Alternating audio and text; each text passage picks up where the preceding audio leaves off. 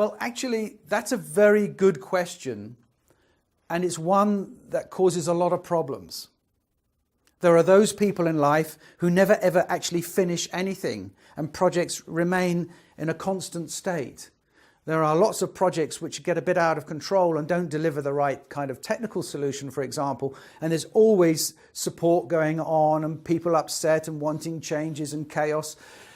This is typical, and sadly it's far too common.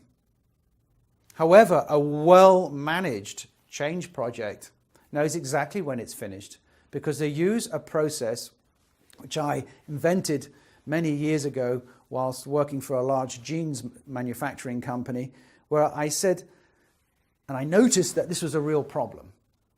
And so I invented something called Organisational Readiness.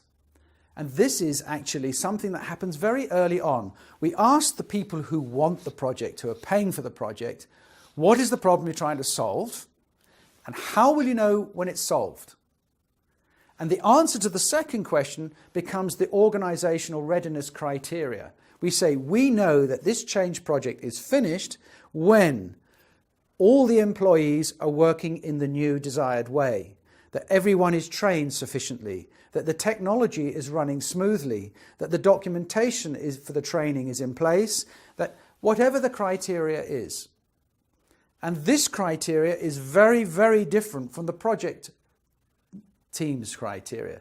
Their criteria might be that the steel work in the bridge is in place, that the structures are there, that everything's tested, everything's running.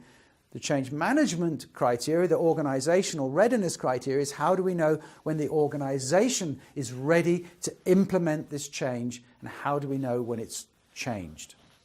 And by writing that criteria with the steering committee at the very beginning, that criteria later on becomes the way by which we measure whether we've met it or not, completely, or with some restrictions, or we haven't met it.